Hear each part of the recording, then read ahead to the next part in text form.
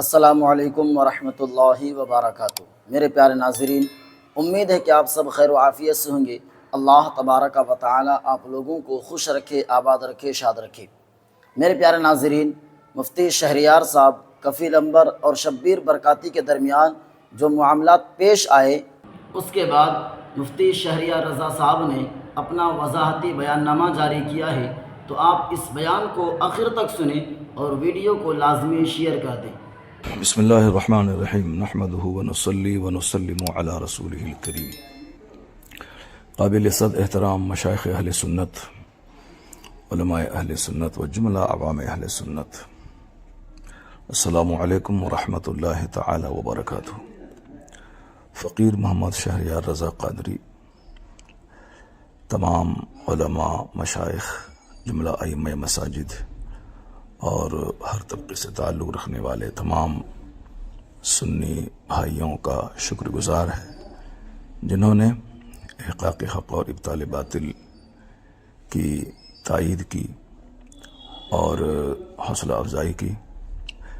فقیر کسی سے ذاتی بغض و عناد کی بنا پر کچھ اپنی تقریر میں نہیں کہتا ہے، بلکہ میری ہزاروں تقریروں میں جو اصلاحی مضامین، سائنسی مضامین ہوتے ہیں، اس کے ذریعے میں عوام کو بدعملی سے روکنے کی ایک چھوٹی سی کوشش کرتا ہوں۔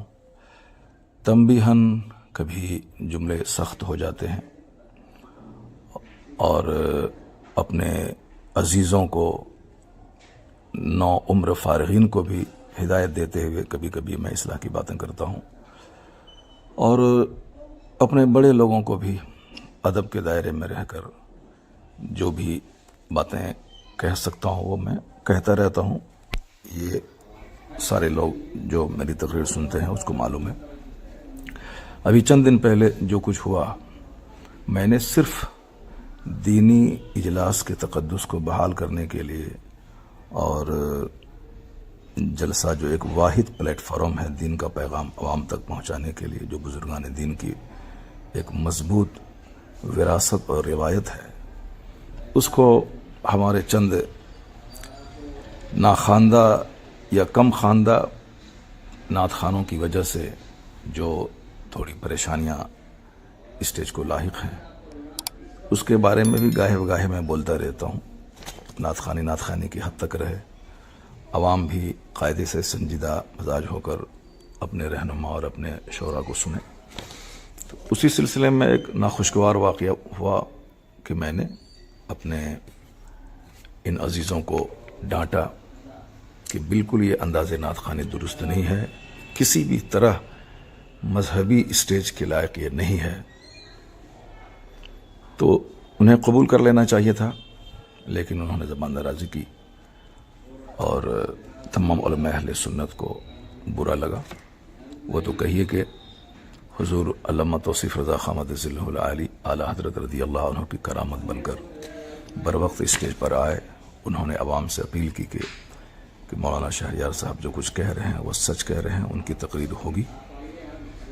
تو معاملہ شانت ہوا اور تقریر فقیر کی ہوئی، اور اس سلسلے میں بہت ساری باتیں سوشل میڈیاز پہ چل رہی ہیں، اور ہم سارے علماء کرام کا شکریہ ادا کرتے ہیں جنہوں نے میری تائید کی اور دلجوئی کی، بالخصوص مفتی شہزاد صاحب، مفتی شمساد صاحب، مفتی افضال صاحب، مفتی شفیق علیم حنفی صاحب اور مفتی عمران حنفی صاحب، اور جتنے بھی ہمارے احباب ہیں، مفتی اختر حسن علیمی صاحب، اور بہت سرکردہ افراد سماج کے، بہت ڈاکٹرز، پروفیسرز، اور تمام اسٹیٹس کے بڑے بڑے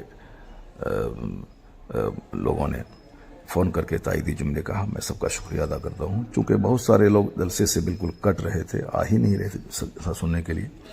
چند کم پڑھے لکھے لوگ ہمارے جلسے میں رہ گئے تھے، تو اس لیے ان لوگوں کو لگا کہ جلسہ مروجہ نعت خوانی اور انداز نعت خوانی سے پاک ہونا چاہیے۔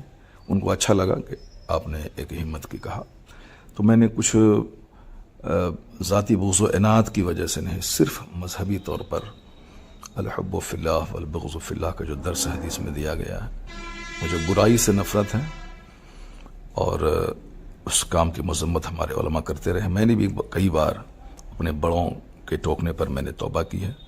ناگپور میں حسینی میاں نے ایک بار مجھ کو ٹوکا، میں نے برجستہ پورے اسٹیج میں نے توبہ کی۔ ہمارے سیمانچل کے ایک بہت بڑے جلسے 50,000 کے مجمع میں غالباً میں نے آج سے 15-20 سال پہلے سبقت لسانی سے کچھ جملے نکلے، ہمارے مشائخ نے مجھے ٹوکا، میں نے فوراً برجستہ میں نے توبہ کی۔ یہ تو ہمارے بزرگوں کا طریقہ رہا ہے، اس پر عمل کرنا چاہیے اور اس طرح سے زبان درازی نہیں کرنی چاہیے۔ البتہ اب رہی بات، کفیل امبر نے فون کر کے انہوں نے معافی مانگی ہے اور اپنے کیے پر سخت ندامت کا اظہار کیا ہے، تو حدیث پاک پر عمل کرتے ہوئے میں اسے معاف کرتا ہوں اور گزارش کرتا ہوں کہ مرتے دم تک کبھی بھی علماء مشائخ کی گستاخی نہ کریں۔ اللہ رب العزت نے جو عزت دی ہے تو اس عزت کو شرعی حدود میں رکھتے ہوئے اس نعمت کا شکر ادا کریں اور کبھی بھی اپنے ترفع اور گھمنڈ کا مظاہرہ نہ کریں۔ خاموشی میں نجات ہے، بہت ساری باتیں مصلحتاً خاموش رہنے سے ختم ہو جاتی ہیں۔ باقی رہی بات، اگر ہمارے جملے سے کسی کو دل آزاری ہوئی ہے، جیسے اپنے بچے کو لوگ روزانہ ڈانٹ ڈپٹ کرتے ہوئے بہت ساری باتیں کرتا ہے، یہ ہمارے چھوٹے عزیز ہیں، اگر میرے جملوں سے کچھ دل آزاری ہوئی ہے ان عزیزوں کو تو میں اس سے معذرت کرتا ہوں۔ اللہ تبارک و تعالی ہم تمام سنی علماء، ہم تمام سنیوں کو راہ حق پر چلنے کی توفیق عطا فرمائے۔ باقی جلسہ کرانے والے سارے عوام سے میں گزارش کرتا ہوں کہ جلسہ کرتے ہوئے اپنے علاقے کے ذمہ دار علماء سے رابطہ کریں اور بالکل کم خرچ، صاف و شفاف جلسہ، تاکہ لوگ جلسوں سے لوگوں کو نفرت نہ ہو، اور جلسہ روز ہو تو 2-3 گھنٹے کے جلسے میں شرکت کرنے میں لوگوں کو بوجھ نہ ہو۔ اس طرح کا جلسہ کریں، نام و نمود کی خاطر نہیں، صرف سنیت اور مسلک اہل سنت کا پیغام عام کرنے کی خاطر کریں۔ اور ابھی اس سلسلے میں میٹنگ ہوئی ہمارے دیار میں اور تمام علماء کرام نے بیٹھ کر جو باتیں کی، جلسوں کو صاف و شفاف کرنے کے سلسلے میں جو تجاویز پاس ہوئیں، ان سب باتوں کی میں تائید کرتا ہوں اور میں اپنے علماء سے گزارش کرتا ہوں کہ وہ اپنے جلسوں کے لیے خود آگے بڑھ کر عوام کو سمجھائیں کہ اس مقاصد جلسہ کیا ہے، صرف جلسے کو مشاعرہ نہ بنوایا جائے بلکہ قرآن خوانی اور قرآن پاک کی تلاوت اور تقاریر پہ زور دیا جائے۔ ابھی بے پناہ اصلاح کی ضرورت ہے سماج کو، اور جو ہمارے نوجوان نعت خوانی کی تائید میں، مروجہ نعت خوانی کی تائید میں اپنے علماء سے لڑنے جھگڑنے کی بات کرتے ہیں، اسے بھی ان حرکتوں سے توبہ کرنی چاہیے۔ عالموں کی تعظیم بہت ضروری ہے اور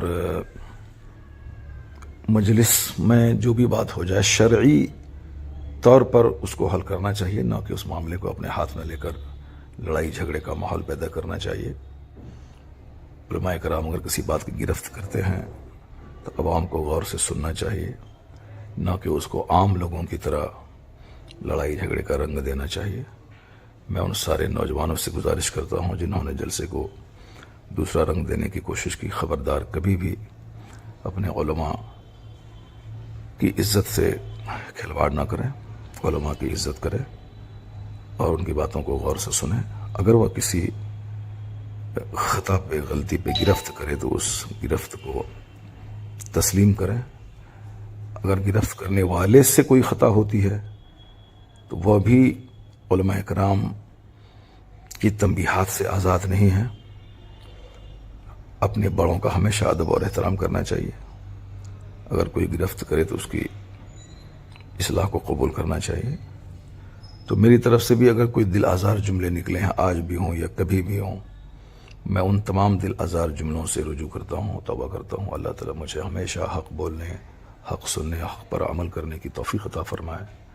اللہ تعالیٰ مسلک اعلیٰ حضرت مسلک اہل سنت و جماعت کو خوب فروغ اور ترقی دے، اور تمام ذاتی اختلافات، بغض و عناد اور حسد اور کدورت سے تمام مسلمانوں کو بچنے کی توفیق عطا فرمائے، آمین۔ وآخر دعوانا الحمد للہ رب العالمین۔